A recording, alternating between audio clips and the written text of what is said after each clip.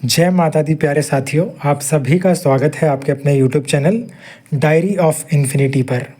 तो साथियों, आज 14 नवंबर है 2024।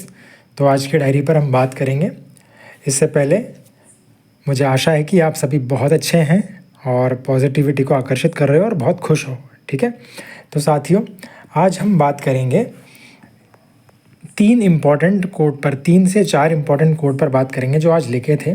थोड़े बड़े कोटेशन है और डीप है थोड़ा, तो इनको हम थोड़ा समझेंगे।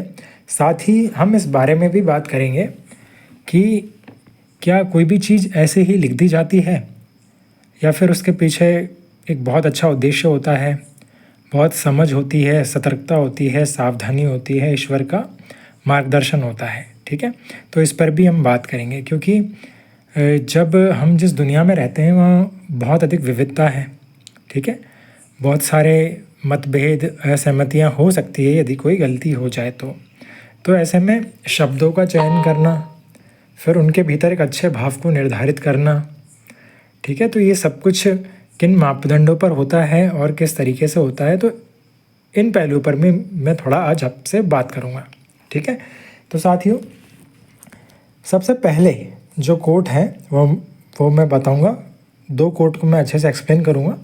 उसके बाद बीच में मैं बताऊंगा कि किन किन मापदंडों के आधार पर मैं इनको लिख पाता हूं और विश्वास के साथ फिर भेज पाता हूं अच्छे उद्देश्यों के लिए। ठीक है, तो सबसे पहला कोट लिखा कि इस संसार में सेवा करने के कई तरीके हैं। कोई प्रत्यक्ष रूप से सेवा करता है तो कोई अप्रत्यक्ष रूप से सेवा करता है। कोई विचारों से सेवा करता है तो कोई कर्मरत होकर सेवा करता है। कोई धन से सेवा करता है तो कोई तन मन से सेवा कर रहा है। यहाँ कौन सी सेवा बड़ी है और कौन सी छोटी, यह तय करना थोड़ा जटिल है, शायद उचित भी नहीं, क्योंकि सेवा का भाव होना ही महत्वपूर्ण है। लेकिन जो मुझे सबसे अधिक प्रिय है वह है अपनी मानसिकता में सुधार कर खुद को सुधारते हुए समाज में सकारात्मक मानसिकता का प्रसार करना, उत्साह, उमंग, ऊर्जा, स्वास्थ्य, समर्पण, वफादारी व बहुआयामी प्रभावशाली व्यक्तित्व का प्रसार करना। और यही मैं करता हूँ। पवित्र भारत महाअभियान के प्रत्येक सच्चे लीडर से इसी राह पर बढ़ते जाने की मेरी विनम्र प्रार्थना रहेगी। तो ये कोट था बड़ा डिटेल में। तो साथियों इसमें जो सबसे महत्वपूर्ण सार है वो यही है कि सेवा किसी भी तरीके से की जाए वो बहुत ही महत्वपूर्ण है। अतुलनीय है वो भाव जो सेवा का होता है। ठीक है, क्योंकि हमने एक दिन वीडियो में डिस्कस भी किया था कि जो परोपकार का भाव है, मनुष्य की सेवा का भाव है, वो ईश्वर की पूजा से ही या ईश्वर की आराधना से ही लिंक होता है। ठीक है, दरिद्र नारायण का कंसेप्ट समझा था हमने, सर्वोदय को समझा था, परहित से बड़ा धर्म कोई नहीं, हमने इस बात को भी समझा था। ठीक है, परोपकार का महत्व समझा था। तो वही बात है जो हम कहते भी है कि सर्वे भवन्तु सुखिनः, है ना, कि सभी का कल्याण हो, सभी निरोगी रहे, सभी का मंगल हो। तो ये जो मंगल की भावना है ना, ये जो सेवा की भावना, ये अपने आप में होना ही बहुत ही बड़ी बात है। और जिस भी व्यक्ति के भीतर है ये, चाहे आप दूसरों को अच्छा सोचते हो वो भी सेवा है, दूसरों की खुशी में खुश होते हो ये भी मन की एक सेवा है सकारात्मकता के रूप में। तो पवित्र भारत अभियान के सच्चे लीडर के रूप में आपको अपनी मानसिकता में सुधार करते हुए समाज में खुशियाँ फैलानी है। और जितने डायमेंशन से आप सेवा कर सकते हो, अपनी स्किल के माध्यम से, अपनी फिटनेस के माध्यम से, अपनी कोई गीत संगीत है, कला है, उसके माध्यम से, कविताओं के माध्यम से, जहाँ से भी आप सेवा कर सकते हो, जिस भी तरीके से आपको सेवा करनी है।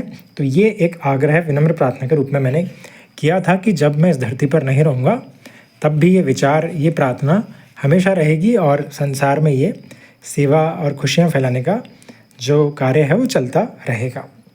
तो साथियों पहला कोट तो ये था। दूसरा हम देखते हैं। दूसरा लिखा मैंने सेल्फ लव को लेकर। जब व्यक्ति, कई बार क्या होता है ना साथियों, जब व्यक्ति को खुद की संगति में रहने की आदत नहीं होती ना, तो व्यक्ति अकेला रहकर बोर होता है। और आपने कई बार सुना भी होगा, लोग कहते हैं कि मैं बहुत बोर हो जाता हूँ अकेले में। तो ये शब्द जब आता है जब तक कि उसे खुद का वजूद या खुद की प्रेजेंस की महत्ता ही पता नहीं चलती है कि वो वास्तव में क्या चीज़ है। वो वास्तव में इस पर एक कोट लिखा था मैंने कि मैं अकेला हो कैसे सकता हूँ, मैं अकेला हो कैसे सकता हूँ जब मेरे पास बहुत खूबसूरत विचार हैं। तो साथियों जिनके पास बहुत सुंदर सुंदर विचार होते हैं वो कैसे अकेले हो सकते हैं। ठीक है, और एक और लिखा था कि नहीं चाहिए मुझे दुराचारियों की महफिल, मेरी तन्हाई सब पे भारी है। यानी कि जो व्यक्ति एकांत प्रिय हो जाता है, जैसे अपनी एकांत में रस आता है, उसे एकांत में नए नए ज्ञान के स्रोत मिलते हैं, नई नई वो कल्पनाएं करता है, नए नए उसे विज़न दिखाई देते हैं कि वो क्या करने वाला है, इस सदी में उसका क्या महत्व है, तो उसे अनुमान लग जाते हैं कि उसकी क्षमताएँ क्या हैं और ईश्वर उससे कुछ कराने वाला है, तो उसका आइडिया लग जाता है। तो इसलिए वो बचने का प्रयास करता है बुरी संगतियों से, बाहर की महफिलों से, जहाँ उसके शब्द भी डिस्टर्ब हो, जहाँ उसे अनावश्यक बोलना पड़े या अनावश्यक हंसना पड़े बेवजह, या फिर व्यर्थ की बातों में हाँ जी करना पड़े। तो ऐसी चीज़ों से वो बच के एकांत में खुद की खोज में लगा रहता है, ईश्वर से जुड़ता है, नई नई रचनाएं लिखता है, जिससे समाज का हित होता रहे। तो साथियों, इस पर लिखा है सेल्फ लव पर, तो वो आपको बताते हैं। ये कोट इस तरीके से है कि हाँ, जब से मैं खुद के करीब आया हूँ और थोड़ा खुद को जानने लगा हूँ, मेरा खुद से प्यार बढ़ गया है। Yes, I love my self. और मैं यह भी समझने लगा हूँ कि मैं अद्वितीय हूँ, अतुलनीय हूँ, और मेरा यही विश्वास हर इंसान के लिए है, इसलिए मैं खुद का फेवरेट भी हूँ। तो साथ ही छोटा सा कोट जो है, जब भी कोई व्यक्ति इसको पढ़ेगा तो उसे खुशी होगी, क्योंकि इसमें अहंकार नहीं है, इसमें एक आत्मसम्मान है। इसमें प्रत्येक व्यक्ति की अद्वितीयता का सम्मान है कि हर एक व्यक्ति यूनिक है, और साथ में उसका आत्मबोध भी है कि मैं भी यूनिक हूँ, मेरी क्षमताएं भी यूनिक है, इसलिए मेरी तुलना भी नहीं हो सकती, क्योंकि सारे ही अतुलनीय हैं। तो ये बात फिर उसे उसका फेवरेट भी बनाती है। तो ये प्रत्येक व्यक्ति को हमेशा जीवन में सकारात्मकता की प्रेरणा देगा। तो साथियों, 2-3 कोट मैंने डिस्कस कर लिए हैं, 2 और करेंगे। तो अब मैं आपको बताता हूँ कि मैं किन मापदंडों का ध्यान रखकर माता सरस्वती के आशीर्वाद से लिखता हूँ। तो मैं आपको बता देता हूँ। देखिए, कुछ मापदंड ऐसे होते हैं जिनका ध्यान रखना बहुत ज़रूरी होता है, क्योंकि अभिव्यक्ति की आज़ादी तो है हमें कि लिखना चाहिए, लेकिन लिखना भी हमें कुछ मर्यादाओं में होता है। हम कुछ भी ऐसा नहीं लिख सकते जिससे कि समाज में या राष्ट्र में या विश्व में कुछ भी ऐसी गतिविधि हो जाए जो कि हित में ना हो। ठीक है, तो साथियों, कुछ मापदंड हैं जैसे कि मैं जिन पर लिखता हूँ, जिनको आधार बनाकर ही लिखता हूँ, वो मैं आपको बताता हूँ। यदि आप में से कोई लिखने का शौक़ रखता है या फिर पढ़ने का शौक़ रखता है, तो वो समझ पाएगा कि किन मापदंडों का ध्यान रखा जाता है। तो साथियों, सबसे पहले संविधान का मैं बिल्कुल ध्यान रखता हूँ, क्योंकि संविधान में हमको अभिव्यक्ति की आज़ादी दी गई है, तो कुछ मर्यादाओं का ध्यान रखना होता है, तो उसका मैं थोड़ा ध्यान रखते हुए अपनी स्वतंत्रता का प्रयोग करता हूँ। दूसरा, सच्चा प्रेम और समर्पण। तो साथियों, मैं एक कमिटेड बंदा हूँ, प्रेम का समर्थक हूँ, और मैं सच्चे प्रेम को बहुत प्रोत्साहन देता हूँ, उसी के लिए जीता भी हूँ।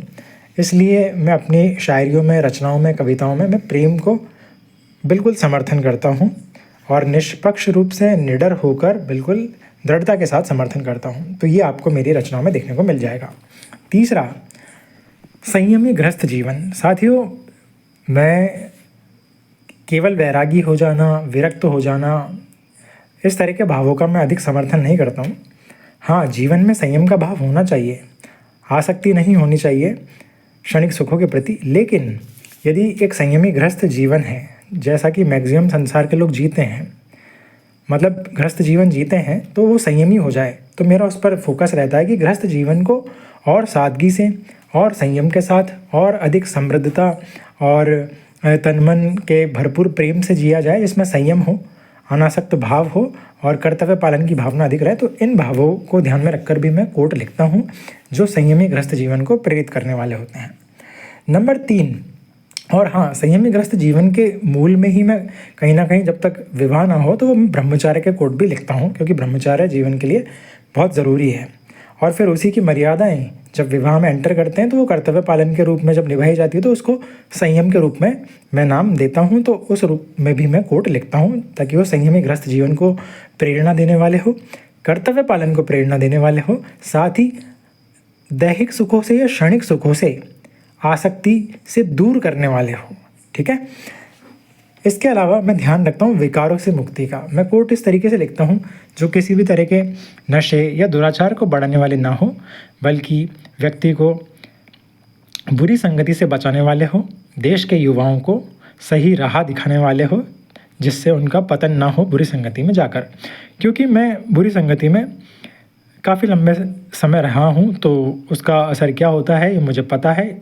इसलिए वहीं से मुझे ताकत मिली है, एक प्रेरणा भी मिली है। वहाँ से निकलने के बाद ठोकरें खाने के बाद, तो उन अनुभवों को मैं लिखने का प्रयास करता हूँ ताकि युवाओं को या आने वाली पीढ़ी को जो है मार्गदर्शन सही मिले। साथियों, 5वां मैं ध्यान रखता हूँ पॉजिटिविटी। कई बार मेरी रचनाओं में बहुत पेन महसूस होता है, लेकिन मैं उसकी एंडिंग हमेशा पॉजिटिव ही करता हूँ, क्योंकि एक कोट है बहुत अच्छा कि मिल ही जाएगी राही को मंजिल, कभी सुना है कि अंधेरे ने सवेरा ना होने दिया। यानी कि तूफान कितना भी बड़ा हो, आप यदि रुक जाओगे तो वो आप पर हावी हो जाएगा, लेकिन आप चलते रहोगे तो उसका गुजरना तय है। ठीक है, तो उसी आधार पर काफ़ी कुछ कविताएं मेरी ऐसी भी लिखी गई है जिनमें थोड़ा दुख भी नज़र आता है, लेकिन एंडिंग हमेशा पॉजिटिव ही रहती है। तो इस पर मैं ध्यान देता हूँ, क्योंकि ये इस बात का निष्कर्ष होता है कि आपका संघर्ष विजयी होगा, बस आपको हिम्मत नहीं हारनी है। नेवर गिव अप एटीट्यूड को मैं समर्थन देता हूँ, क्योंकि उसी का अनुसरण करते हुए मैं आज जीवित हूँ, वरना मैं जीता भी नहीं, मेरी जीने की इच्छा भी नहीं होती। लेकिन ईश्वर की प्रेरणा से नेवर गिव अप एटीट्यूड को फॉलो मैं करता हूँ और इसी से मैं जीता हूँ। और जितने भी महान पुरुषों को मैंने पढ़ा है उन्होंने इसी का समर्थन किया है कि नेवर गिव अप। ठीक है, आप बाउंस बैक कर जाओगे, एकदम आपकी लाइफ एकदम से ऊंचाई पर जाएगी, बस आप इस एटीट्यूड को फॉलो करो। तो इस एटीट्यूड को आधार को मतलब इसको भी ध्यान में रखकर मैं कोट लिखता हूँ। इसके अलावा साथियों, मैं ध्यान रखता हूँ राष्ट्र का उत्थान। राष्ट्र के समर्थन में जो हमारे राष्ट्र के आदर्श है उनको पढ़कर भी मैं रचनाएं लिखता हूँ, तो इस पर भी मैं ध्यान देता हूँ ताकि हमारा राष्ट्र आगे बढ़े, उसका सम्मान हो देश में। इसके अलावा विश्व कल्याण और बंधुत्व की भावना को ध्यान में रखकर भी मैं रचनाओं को लिखता हूँ, ताकि विश्व प्रेम का भाव बना रहे और हम सभी पूरी धरती पर जो है मानवता को प्रमोट करें। ये तत्व भी नज़र आते हैं मेरी रचनाओं में। इसके अलावा नारी शक्ति का सम्मान, जो कि बहुत ही महत्वपूर्ण आधार है, क्योंकि हर घर में नारी है। ठीक है, हर देश में नारी है, हर समाज में नारी है, हर भाषा से संबंधित है नारी, मतलब हर जगह नारी है। और नारी में जैसे माँ का रूप है, वो मेरी एक शक्ति है, मेरी ताकत है, तो वहाँ से प्रेरणा मिलती है मुझे। तो नारी शक्ति के सम्मान से जुड़े कोट मैं लिखता हूँ। और पवित्र भारत महाअभियान का जो मूल उद्देश्य है उनमें नारी शक्ति का सम्मान, उनकी सुरक्षा और उनके लिए एक अच्छा वातावरण समाज की स्थापना जो एक मूल उद्देश्य है, तो उस दिशा में मैं रचनाएं लिखता हूँ।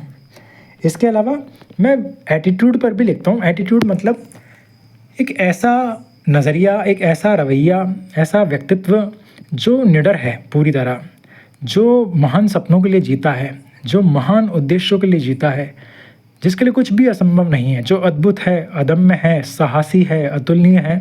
ऐसा एटीट्यूड मैं विश्वास करता हूँ कि ईश्वर का अंश है वो, तो उसे ध्यान में रखकर मानव की छिपी हुई क्षमताओं को जगाने के लिए कई बार आक्रामक कोट भी लिखता हूँ, ताकि व्यक्ति की नकारात्मक मानसिकताएं पूरी तरह नष्ट हो जाए और वो अपनी आत्मविश्वास की सारी शक्तियों को जगाकर सर्वोत्तम से सर्वोत्तम देकर नए नए कीर्तिमान रच सके और इतिहास का एक महान आदर्श स्थापित हो सके। तो इस आधार पर भी मैं कोट लिखता हूँ। तो साथियों, मुझे अब आशा है कि अब आप समझ गए होंगे कि किन किन मापदंडों को ध्यान में रखकर कोई रचना भेजी जाती है। क्योंकि और हाँ, एक और चीज़, सहिष्णुता का भी मैं ध्यान रखता हूँ, क्योंकि बहुत सारे हमारे वर्ग है, समुदाय है, संप्रदाय है, तो जो सभी में एडजस्ट हो और सहिष्णुता वाली बात हो, जिसमें किसी चीज़ की अति ना हो, भड़काने की कोई भी अनावश्यक अंधा जो है उन्माद की भावना ना हो किसी भी वर्ग को लेकर, तो इनका मैं ध्यान रखता हूँ और सहिष्णुता के मापदंड को भी मैं फॉलो करता हूँ। तो इन सभी मापदंडों का पालन करते हुए माता के आशीर्वाद से, ईश्वर के आशीर्वाद से कोई रचना लिखकर, उसे पढ़कर, उसके सही उद्देश्यों को अच्छे भावों के साथ फिर मैं भेज पाता हूँ। तो ये सब होता है प्रभु की कृपा से, माता की दया से, बाकी हम सब माध्यम हैं। तो साथियों, अगला कोट अब हम डिस्कस करेंगे। अब आप इनको समझ गए होंगे कि कोई रचना जब लिखी जाती है अच्छे उद्देश्य के लिए, तो कुछ इस तरह मापदंडों को ध्यान में रखा जाता है। साथियों, अब अगला जो है वो कोट बहुत ही महत्वपूर्ण है, क्योंकि हम सभी को डील करना होता है मेंटलिटी से, ठीक है, मानसिकता से। तो ये कोट इस तरीके से है कि पवित्र भारत महाअभियान के प्रत्येक लीडर की लड़ाई बाहर किसी व्यक्ति से नहीं, बल्कि अपने अंदर या बाहर दुनिया में फैली हुई बुरी निकृष्ट मानसिकता से है। मेरी सारी रचनाएं इसी समझ का अनुसरण करती है यह समझ इस महान अभियान की संकल्पना के मजबूत आधार तत्व की तरह है, क्योंकि एक ही व्यक्ति बुरी मानसिकता के साथ किसी समय में बहुत बुरा हो सकता है और वही व्यक्ति अच्छी मानसिकता के साथ किसी समय में बहुत अच्छा भी हो सकता है। इसका एक उदाहरण मैं स्वयं भी हूँ। इसलिए हमारा एकमात्र लक्ष्य स्वयं में बदलाव लाते हुए समाज में, राष्ट्र में, विश्व में सकारात्मक मानसिकता की ज्योति जलाना है और बुरी मानसिकता के अंधकार को नष्ट करना है। तो साथियों, इस कोट का भाव यही है कि जो भी रचनाएं आप पढ़ेंगे, जो भी हम बातें करेंगे, तो उसमें जब भी विरोध किया जाएगा तो वो विरोध, वो असहमति किसी व्यक्ति से नहीं, बल्कि हमारा उद्देश्य हमेशा टारगेट होगा मानसिकता को टारगेट करना, क्योंकि हमारी लड़ाई मानसिकता से है, बुरी मानसिकता। जब हम खुद में सुधार करना शुरू करेंगे तो हमारी पहली लड़ाई होगी खुद के भीतर छिपे हुए नकारात्मक विचारों से, नकारात्मक सोच से। बस उसी को हमें टारगेट करना है। शुरुआत खुद से ही करनी है, फिर आसपास परिवार में जहाँ दिखे, समाज में जहाँ दिखे, वहाँ पॉजिटिविटी को फैलाते हुए नकारात्मकता को अंत करना है। तो यही एक सच्चे लीडर की निशानी होती है।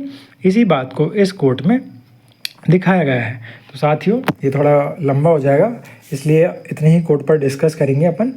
तो अब आप समझ सकते हैं इस वीडियो से एक शिक्षा के आधार पर कि कोई भी जब चीज़ लिखी जाती है तो उसमें काफ़ी महत्वपूर्ण मापदंडों का ध्यान रखा जाता है, शब्दों के चयन का भी ध्यान रखा जाता है और उससे महत्वपूर्ण उसके भावों का भी बहुत अधिक ध्यान रखा जाता है और शुद्ध इरादों के साथ ईश्वर के आशीर्वाद से वो लिखा जाता है, ताकि समाज में उसका अच्छा प्रभाव हो, कल्याणकारी प्रभाव हो, कालजयी प्रभाव हो, ताकि व्यक्ति के चले जाने के बाद भी उसकी रचनाएँ, उसकी कृतियाँ, उसकी कविताएँ संसार को आगे बढ़ने की प्रेरणा देती रहे। तो ये सब माता सरस्वती के आशीर्वाद से ही हो पाता है। तो आज ये एक्सप्लेन करना था 3 कोट। तो आपको एक चीज़ सीखनी है, वो ये सीखना है कि जब हमें शक्ति मिलती है तो उत्तरदायित्व भी मिलता है।